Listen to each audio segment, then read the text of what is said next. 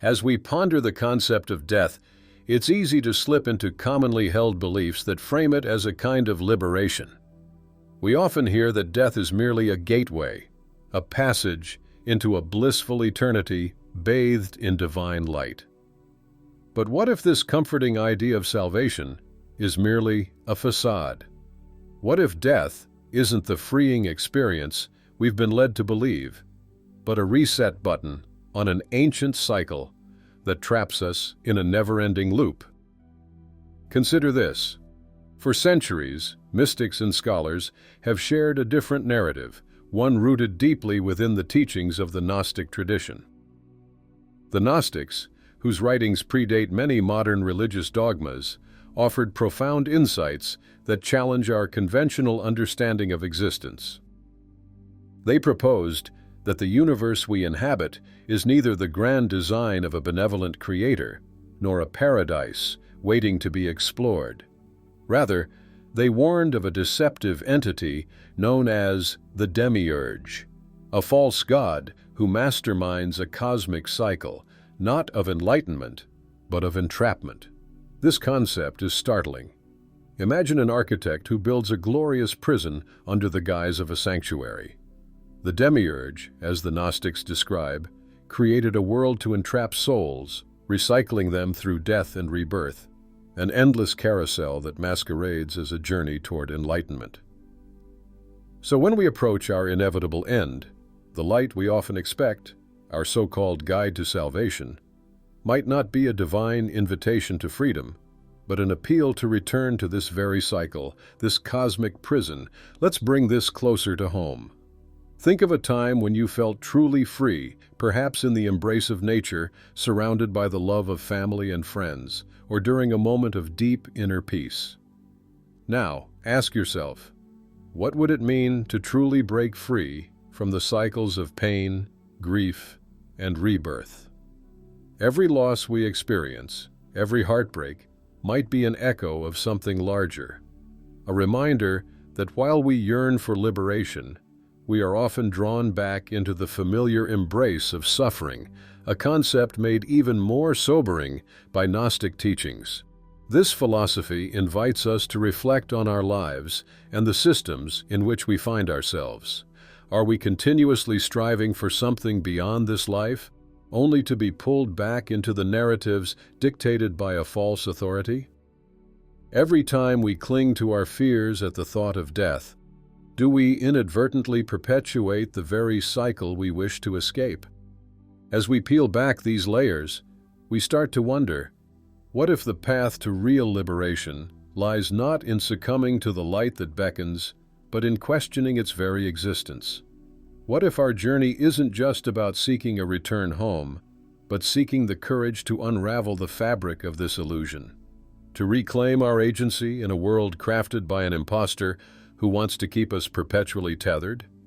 By embracing this uncomfortable truth, we can flip the script from solstice to sovereignty. Rather than merely viewing death as an endpoint, we can see it as an opportunity to challenge the status quo, to resist the call of the light that might not be as divine as we were led to believe. And in doing so, we empower ourselves, choosing to seek authentic liberation that transcends the cycle. Perhaps even finding that true freedom isn't just about transcending death, but breaking the chains of perception that bind us in the first place. In the intricate tapestry of Gnostic thought, one figure stands out as both compelling and troubling: the Demiurge. This being is often misunderstood, and yet he plays a pivotal role in the Gnostic narrative about our existence. Picture him, if you will, as a blind craftsman, creating a world that is both awe-inspiring and deeply flawed. In the grand scheme of the cosmos, the Gnostics painted the Demiurge as the deceiver, a self-proclaimed god unaware of the higher realms and the divine truth that lies beyond his creation. Emerging from the pure light of the pleroma, a sacred realm brimming with the essence of unity and wholeness, was Sophia, the embodiment of divine wisdom. But in her ambition to create, she acted impulsively and without her partner, resulting in the birth of the Demiurge. This crucial moment illustrates a fundamental theme in Gnostic beliefs: the flaws inherent in creation when divine impulses are not balanced with divine knowledge. It's a story that resonates on a deeply personal level. Many of us can relate to moments where our good intentions have led to unforeseen consequences. The Demiurge, oblivious to the vastness above him, forged the material world, believing it to be the ultimate reality. To man, he presented himself as the one true God, creating an elaborate structure of perception that intertwined humanity with illusion. In this world, the rulers known as archons emerged, agents of control, manipulating our thoughts and our actions from the shadows. They serve as enforcers of the Demiurge's dominion, operating in ways that make us question our own perceptions of reality. For the Gnostics, Earth was not a paradise, but rather a counterfeit creation, a mere shadow of the true divine realm. Can you recognize that feeling of dissonance within your own life? The pull between what you see and what you sense could be possible? In this worldview, our souls are like precious gems caught in a web of deceit, trapped in a cycle of rebirth, perpetually feeding the Demiurge. Each death, rather than an escape, simply resets the cycle, prompting us to engage with the same struggles, the same conflicts, over and over again. It's a sobering perspective, one that prompts us to reflect on how often we may find ourselves ensnared in our own routines, feeling as if we're going through the motions rather than truly living. With each incarnation shaping our consciousness, we may feel the weight of the illusion press down on us, as if the archons whisper in our ears, nudging us away from the light of true awareness. As we dissect this narrative, we begin to see the Demiurge not only as a mythological figure, but as a mirror reflecting our own battles with illusion and ignorance. It's a reminder that the quest for truth often means wrestling with the deceptive forces that seek to distract us. Gnostic teachings beckon us to awaken from the fog of forgetting, to pierce through the illusions that keep us from realizing our full potential. Thus, the journey of liberation unfolds. In confronting the very essence of the Demiurge, each of us is called to reclaim the wisdom of Sophia, to seek knowledge that transcends the confines of this material realm, and to navigate the labyrinth of our own existence with eyes wide open. The potential for awakening lies not just in the esoteric teachings of the Gnostics, but also within the depths of our own experience, ready to be unveiled. Many of us have heard stories of near-death experiences, where individuals describe an incredible tunnel leading them to a brilliant light. It's a scene so vivid and often comforting, the warmth of a luminous presence, the embrace of familiar faces, the feeling of returning home. It sounds perfectly divine, doesn't it? But what if I told you that there's a deeper, darker interpretation of this experience? One that calls us to approach this radiant light with caution. The Gnostics, an ancient spiritual sect, perceived this light differently. To them, it was not the welcoming gateway leading to heaven, but rather a deceptive lure orchestrated by the forces known as the archons. Imagine that bright light as a beautifully wrapped gift, enticing and seemingly benevolent, yet potentially concealing a trap within. The Gnostics warned us that this gleaming brilliance could be the very thing that binds us to the cycle of suffering and rebirth, repeatedly dragging our souls back into the physical realm. They believed this was no mere reunion with our loved ones, but an elaborate illusion designed to keep us complacent, docile, and unsuspecting. Now consider this. Each lifetime we lead wipes away our memories.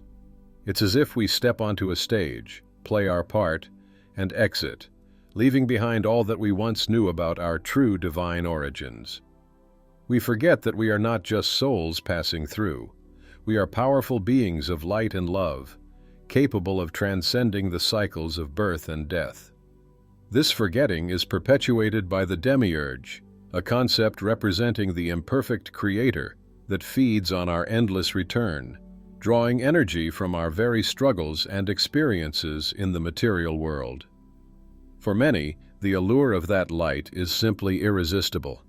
The idea of being greeted by loved ones and bathed in unconditional love can be a powerful motivator in those moments of crisis or transition. It taps into our deepest desires for connection, assurance, and belonging. But for those of us who have embarked on a path of awakening, this light takes on a different quality. It becomes a cautionary tale, a trap disguised as salvation, drawing us back into the cycle we are meant to break. So, how do we navigate this? How do we differentiate between the true and the false? It begins with awareness. The true light is not blinding. It is liberating. It invites exploration, questioning, and deep introspection. Instead of simply succumbing to the bright allure of the tunnel, we must learn to discern the emotional resonance of what we are experiencing. Does it empower us? Does it ignite a desire to seek truth beyond ourselves? Or does it pull us back into attachment, evoking a sense of fear or obligation? By stepping back and examining our motivations and feelings, we can begin to break free from the illusion. True enlightenment awaits those who choose to step into the shadows of their consciousness, uncovering and embracing the parts that within us that have long been buried. Instead of being drawn into an endless cycle of return, we begin to see that the path to liberation is found not in the blinding burst of light, but in the steady, guiding flame of true wisdom, awareness, and freedom. The choice is always ours. We can either be caught in the swirl of familiar faces and comfort, or we can seek the deeper truths that lead us to a state of awakening that transcends all illusions. In embracing this journey, we not only reclaim our memories, we reclaim our power, our purpose, and our divine essence. The moment we breathe our last, many of us imagine a serene transition to another realm, perhaps meeting loved ones or basking in eternal light. But what if I told you that, according to Gnostic beliefs, this picturesque ending is just a facade? Instead of liberation, we might find ourselves in a sterile courtroom presided over by the very forces that bind our souls, the archons. As our essence exits the physical form, our soul encounters a judgment, a moment where the archons scrutinize every moment of our existence. Picture this scene. You stand before these ethereal judges, not to be celebrated for your triumphs, but to relive your missteps. They replay the film of your life, focusing on everything you ever did wrong. You're not asked what you learned or how you grew. Rather, you're coaxed into believing you failed, utterly and completely. It's a haunting experience that can weigh heavily on any spirit. But here's the crux of the matter. This courtroom of light is anything but a gateway to transcendence. It's a cleverly crafted illusion, a trap designed to perpetuate the cycle of reincarnation. Can you sense the irony here? The very moment we aspire for enlightenment, we find ourselves entrapped in a system that demands we come back and get it right. The Gnostics understood this mechanism well. They referred to it as the perfect control mechanism, where each cycle isn't a divine trajectory toward growth, but rather a way to keep us spinning on the wheel of rebirth. Consider karma, that idea which so many view as a comforting balance, almost reassuring in its promises of fairness. The Gnostics had a different perspective. To them, karma could very well be the Demiurge's cleverest illusion, a construct that has us convinced our actions will lead to eventual justice. However, this justice is nothing more than a ruse, a chain that shatters our sense of freedom. Every desire, every regret, every attachment we cultivate becomes another link in this bondage, and we are tethered to our physical existence, looping back for yet another lesson. What's ground-shaking to realize is how deeply we identify with the flesh. We often confuse our physical selves with our true essence, tying our worth and purpose to the material. Each desire and interaction reinforces this cycle, resetting the trap we unknowingly walk into time and again. The Gnostics delivered a challenging message. Liberation isn't about honing our skills within the cycle. Instead, it's about recognizing the game that's being played and choosing not to engage in it.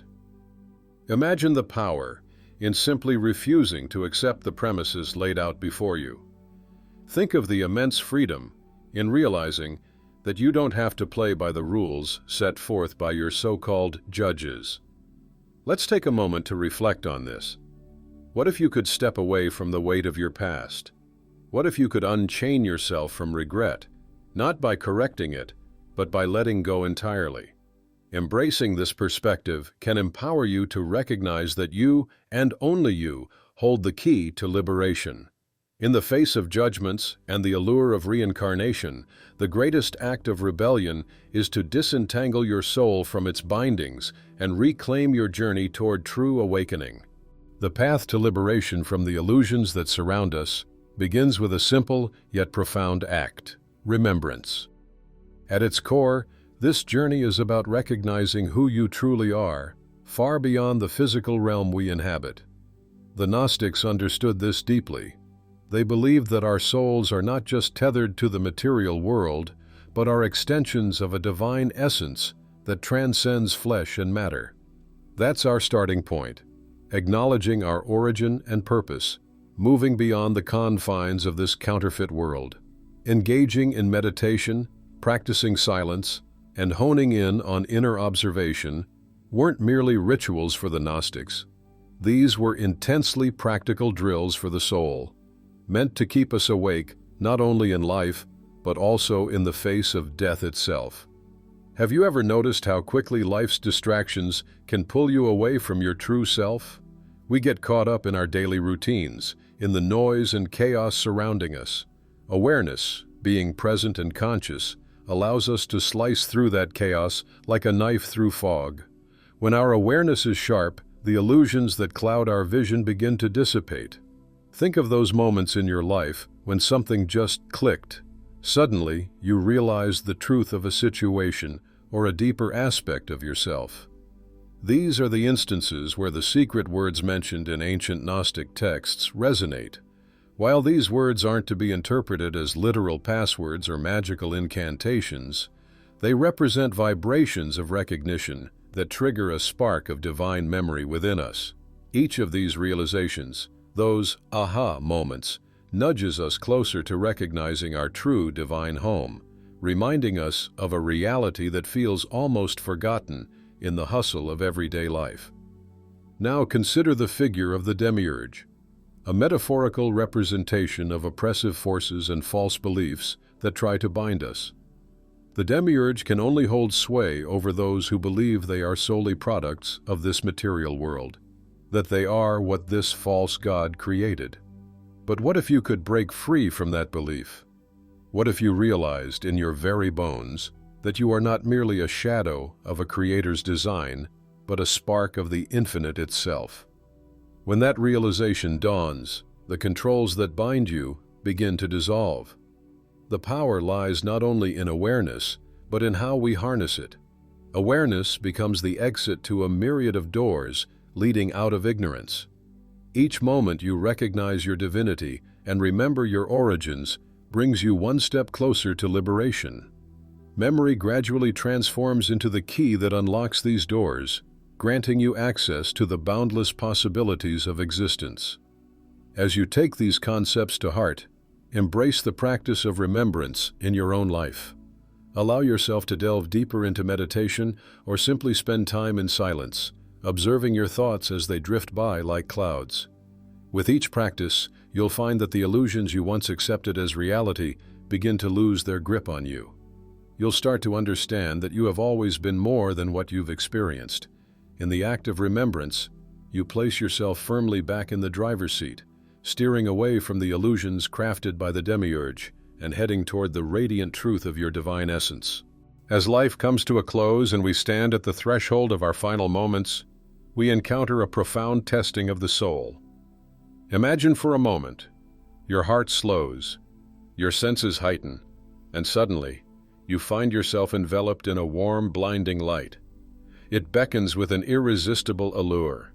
Voices you once knew, echoes of loved ones long past, whisper your name, urging you to follow them into that radiant glow. In this defining moment, a choice presents itself: And it's a choice that shapes not just your next destination, but your very essence. Are you ready to step into the comfort of what seems familiar? Or will you choose to seek another path, one that transcends the confines of illusion?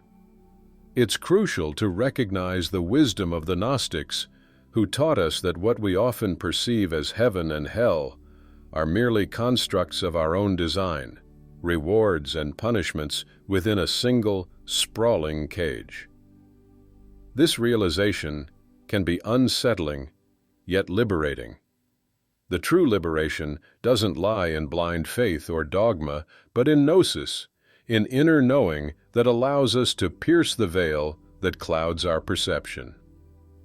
Every conscious act, every moment of self-realization weakens the grip of that veil. Think about it. How many times have you experienced a flash of clarity, an echo of deep understanding?